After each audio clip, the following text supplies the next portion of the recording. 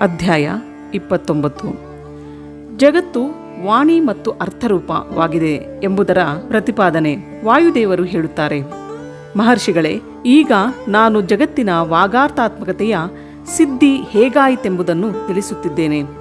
6 ಮಾರ್ಗಗಳ ಸಮ್ಯಕ್ ಜ್ಞಾನವನ್ನು ಸಂಕ್ಷೇಪವಾಗಿ ಮಾಡಿಸುವೆನು.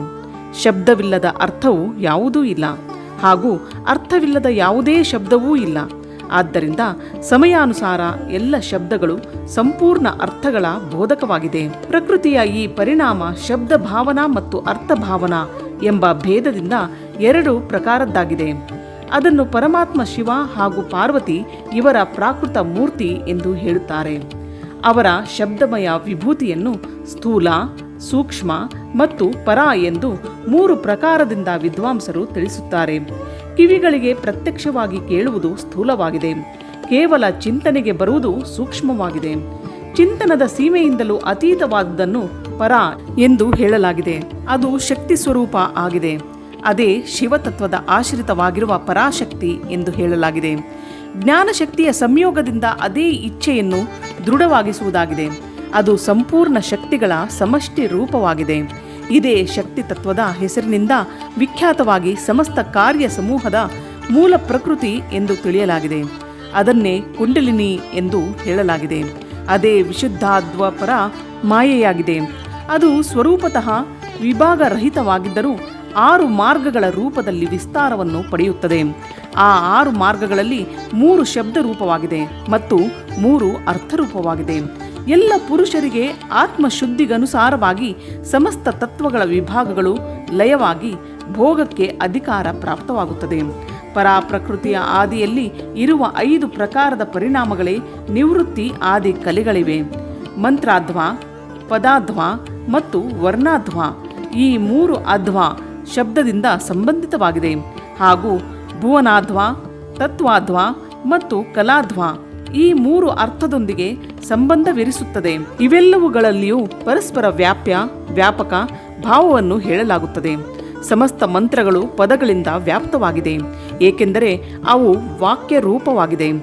ಸಂಪೂರ್ಣ ಪದಗಳು ಕೂಡ ವರ್ಣಗಳಿಂದ ವ್ಯಾಪ್ತವಾಗಿವೆ, ಏಕೆಂದರೆ ವಿದ್ವಾಂಸರು ವರ್ಣಗಳ ಸಮೂಹವನ್ನೇ ಪದವೆಂದು ಹೇಳುತ್ತಾರೆ. ಆ ವರ್ಣಗಳು ಭುವನಗಳಿಂದ ವ್ಯಾಪ್ತವಾಗಿದೆ, ಏಕೆಂದರೆ ಅವುಗಳಲ್ಲೇ ಅವುಗಳು ಉಪಲಬ್ಧವಾಗುತ್ತದೆ. ಭುವನವು ತತ್ವಗಳ ಸಮೂಹದಿಂದ ಒಳಗೆ ಹೊರಗೆ ವ್ಯಾಪ್ತವಾಗಿದೆ, ಏಕೆಂದರೆ ಅವುಗಳ ಉತ್ಪತ್ತಿಯೂ ತತ್ವಗಳಿಂದಲೇ ಆಗಿದೆ. ಆ ಕಾರಣೀಭೂತ ತತ್ವಗಳಿಂದಲೇ ಅವುಗಳ ಆರಂಭವಾಗಿದೆ. ಅನೇಕ ಭುವನಗಳು ಅವುಗಳ ಒಳಗಿನಿಂದಲೇ ಪ್ರಕಟವಾಗಿವೆ. ಅವುಗಳಲ್ಲಿ ಕೆಲವು ಪುರಾಣಗಳಲ್ಲಿಯೂ ಪ್ರಸಿದ್ಧವಾಗಿದೆ. ಇತರ ಭುವನಗಳ ಜ್ಞಾನವು ಶಿವ ಸಂಬಂಧಿ ಆಗಮಗಳಿಂದ ಪಡೆದುಕೊಳ್ಳಬೇಕು. ಕೆಲವು ತತ್ವಗಳು ಸಾಂಖ್ಯ ಮತ್ತು ಯೋಗಶಾಸ್ತ್ರಗಳಲ್ಲಿಯೂ ಪ್ರಸಿದ್ಧವಾಗಿವೆ. ಶಿವಶಾಸ್ತ್ರಗಳಲ್ಲಿ ಪ್ರಸಿದ್ಧವಾದ ಹಾಗೂ ಬೇರೆ ಬೇರೆ ಇರುವ ತತ್ವಗಳೆಲ್ಲವೂ ಕಲೆಗಳಿಂದ ಯಥಾಯೋಗ್ಯ ವ್ಯಾಪ್ತವಾಗುತ್ತವೆ. ಆದಿಕಾಲದಲ್ಲಿ ಆದ ಪರಾಪ್ರಕೃತಿಯ 5 ಪರಿಣಾಮಗಳೇ ನಿವೃತ್ತಿ ಆದಿ ಕಲೆಗಳಾಗಿವೆ. ಆ 5 ಕಲೆಗಳು ಉತ್ತರೋತ್ತರ ತತ್ವಗಳಿಂದ ವ್ಯಾಪ್ತವಾಗಿವೆ. ಆದ್ದರಿಂದ ಪರಾಶಕ್ತಿಯು ಸರ್ವತ್ರ ವ್ಯಾಪಕವಾಗಿದೆ. ಅದು ವಿಭಾಗರಹಿತವಾಗಿದ್ದರೂ ಆ ಆಧ್ವಗಳ ರೂಪಗಳಲ್ಲಿ ವಿಭಕ್ತವಾಗಿದೆ. ಶಕ್ತಿಯಿಂದ ಹಿಡಿದು ಪೃಥ್ವಿ ತತ್ವದವರೆಗೆ ಸಮಸ್ತ ತತ್ವಗಳ ಪ್ರಾದುರ್ಭಾವವು ಶಿವತತ್ವದಿಂದ ಆಗಿದೆ. ಆದ್ದರಿಂದ ಮಡಿಕೆಯೇ ಮುಂತಾದವುಗಳು ಮಣ್ಣಿನಿಂದ ವ್ಯಾಪ್ತವಾಗಿರುವಂತೆಯೇ ಎಲ್ಲ ತತ್ವಗಳು ಏಕಮಾತ್ರ ಶಿವನಿಂದಲೇ ವ್ಯಾಪ್ತವಾಗಿವೆ. 6 ಆಧ್ವಗಳಿಂದ ಪ್ರಾಪ್ತವಾಗುವುದೇ ಶಿವನ ಪರಮಧಾಮವಾಗಿದೆ. 5 ತತ್ವಗಳ ಶೋಧನದಿಂದ ವ್ಯಾಪಿಕ ಮತ್ತು ಅವ್ಯಾಪಿಕ ಶಕ್ತಿ ತಿಳಿಯಲ್ಪಡುತ್ತದೆ. ನಿವೃತ್ತಿ ಕಲೆಯ ಮೂಲಕ ರುದ್ರ ಲೋಕದವರೆಗೆ ಬ್ರಹ್ಮಾಂಡದ ಸ್ಥಿತಿಯ ಶೋಧನವಾಗುತ್ತದೆ.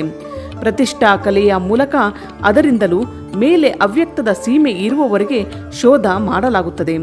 ಮಧ್ಯವರ್ತಿನಿ ವಿದ್ಯಾಕಲೆಯಿಂದ ಅದರಿಂದ ಮೇಲೆ ವಿದ್ಯೇಶ್ವರವರೆಗಿನ ಸ್ಥಾನವು ಶೋಧನೆಯಾಗುತ್ತದೆ. ಶಾಂತಿ ಕಲೆಯ ಮೂಲಕ ಅದರಿಂದಲೂ ಮೇಲಿನ ಸ್ಥಾನದ ಮತ್ತು ಶಾಂತ್ಯಾತೀತ ಕಲೆಯ ಮೂಲಕ ಅಧ್ವ ಇದರ ಅಂತ್ಯದವರೆಗೆ ಶೋಧನವಾಗುತ್ತದೆ. ಅದಕ್ಕೆ ಪರಮ ವ್ಯೋಮ ಎಂದು ಹೇಳಲಾಗುತ್ತದೆ. ಹೀಗೆ 5 ತತ್ವಗಳನ್ನು ತಿಳಿಸಲಾಯಿತು. ಅವುಗಳಿಂದ ಸಮಸ್ತ ಜಗತ್ತು ವ್ಯಾಪ್ತವಾಗಿದೆ. ಅಲ್ಲೇ ಸಾಧಕರಿಗೆ ಇದೆಲ್ಲವನ್ನು ನೋಡಬೇಕು. ಅಧ್ವ ಇದರ ವ್ಯಾಪ್ತಿಯನ್ನು ತಿಳಿಯದೆ ಶೋಧನ ಮಾಡಲು ಬಯಸುವವನು ಶುದ್ಧಿಯಿಂದ ವಂಚಿತನಾಗಿ ಉಳಿಯುವನು. ಅದರ ಫಲವನ್ನು ಪಡೆಯುವುದಿಲ್ಲ. ಅವನ ಪರಿಶ್ರಮವೆಲ್ಲವೂ ವ್ಯರ್ಥವು, ಕೇವಲ ನರಕದ ಪ್ರಾಪ್ತಿ ಮಾಡಿಸುವುದಾಗಿದೆ. ಶಕ್ತಿಪಾತದ ಸಂಯೋಗವಾಗದೆ ತತ್ವಗಳ ಸರಿಯಾದ ಜ್ಞಾನ ಉಂಟಾಗಲಾರದು.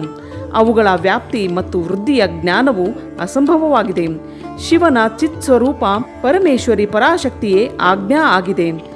ಆ ಕಾರಣರೂಪಿ ಆಜ್ಞೆಯ ಸಹಯೋಗದಿಂದ ಶಿವನು ಸಂಪೂರ್ಣ ಶಿವನ ಅಧಿಷ್ಠಾತ ಆಗುತ್ತಾನೆ. ವಿಚಾರ ದೃಷ್ಟಿಯಿಂದ ನೋಡಿದರೆ ಆತ್ಮನಲ್ಲಿ ಎಂದಿಗೂ ವಿಕಾರಗಳು ಆಗುವುದಿಲ್ಲ. ಈ ವಿಕಾರಗಳ ಪ್ರತೀತಿ ಮಾಯಾ ಮಾತ್ರವಾಗಿದೆ. ಬಂಧನವೂ ಇಲ್ಲ ಹಾಗೂ ಬಂಧನದಿಂದ ಬಿಡುಗಡೆಗೊಳಿಸುವ ಯಾವುದೇ ಮುಕ್ತಿಯೂ ಇಲ್ಲ. ಶಿವನ ಅವ್ಯಭಿಚಾರಿಣಿ ಪರಾಶಕ್ತಿಯೇ ಸಂಪೂರ್ಣ ಐಶ್ವರ್ಯದ ಪರಾಕಾಷ್ಠೆಯಾಗಿದೆ. ಅವಳು ಅವನಂತೆ ಧರ್ಮವುಳ್ಳವಳು ಹಾಗೂ ವಿಶೇಷವಾಗಿ ಅವನ ಆಯಾಯ ವಿಲಕ್ಷಣ ಭಾವಗಳಿಂದ ಯುಕ್ತಳಾಗಿರುವಳು. ಅದೇ ಶಕ್ತಿಯೊಂದಿಗೆ ಶಿವನು ಗೃಹಸ್ಥನಾಗಿರುವನು. ಅವಳು ಕೂಡ ಸದಾ ಆ ಶಿವನೊಂದಿಗೆ ಅವನ ಗೃಹಿಣಿಯಾಗಿ ಇರುತ್ತಾಳೆ. ಪ್ರಕೃತಿ ಜನ್ಯ ಜಗತ್ರೂಪ ಕಾರ್ಯವೇ ಆ ಶಿವ ದಂಪತಿಗಳ ಸಂತಾನವಾಗಿದೆ. ಶಿವನು ಕರ್ತ ಮತ್ತು ಶಕ್ತಿ ಕಾರಣವಾಗಿದೆ. ಇದೇ ಅವರಿಬ್ಬರಲ್ಲಿ ಭೇದವಾಗಿದೆ. ವಾಸ್ತವವಾಗಿ ಏಕಮಾತ್ರ ಸಾಕ್ಷಾತ್ ಶಿವನೇ ಎರಡು ರೂಪಗಳಲ್ಲಿ ಸ್ಥಿತನಾಗಿದ್ದಾನೆ. ಸ್ತ್ರೀ ಹಾಗೂ ಪುರುಷ ರೂಪದಲ್ಲೇ ಅವರಲ್ಲಿ ಭೇದವಿದೆ ಎಂದು ಕೆಲವು ಜನರು ಹೇಳುತ್ತಾರೆ. ಪರಾಶಕ್ತಿಯು ಶಿವನಲ್ಲೇ ನಿತ್ಯವೂ ಸೇರಿಕೊಂಡಿದೆ ಎಂದು ಬೇರೆ ಜನರು ಹೇಳುತ್ತಾರೆ. ಪ್ರಕಾಶವು ಸೂರ್ಯನಿಂದ ಭಿನ್ನವಾಗಿಲ್ಲ. ಹಾಗೆಯೇ ಚಿತ್ಸ್ವರೂಪಿಣಿ ಪರಾಶಕ್ತಿಯು ಶಿವನಿಂದ ಅಭಿನ್ನವಾಗಿದೆ. ಇದೇ ಸಿದ್ಧಾಂತವಾಗಿದೆ. ಆದ್ದರಿಂದ ಶಿವನು ಪರಮ ಕಾರಣನಾಗಿದ್ದಾನೆ. ಅವನ ಆಜ್ಞೆಯೇ ಪರಮೇಶ್ವರಿಯಾಗಿರುವಳು. ಅದರಿಂದಲೇ ಪ್ರೇರಿತವಾಗಿ ಶಿವನ ಅವಿನಾಶಿ ಮೂಲ ಪ್ರಕೃತಿ ಕಾರ್ಯ ಭೇದದಿಂದ ಮಹಾಮಾಯ, ಮಾಯಾ ಮತ್ತು ತ್ರಿಗುಣಾತ್ಮಿಕ ಪ್ರಕೃತಿ ಈ ಮೂರು ರೂಪಗಳಲ್ಲಿ ಸ್ಥಿತವಾಗಿ 6 ಆಧ್ವಾಗಳನ್ನು ಪ್ರಕಟಗೊಳಿಸುವಳು. ಆ 6 ಪ್ರಕಾರದ ಆಧ್ವಾಗಳು ವಾಗರ್ಥಮಯವಾಗಿದೆ.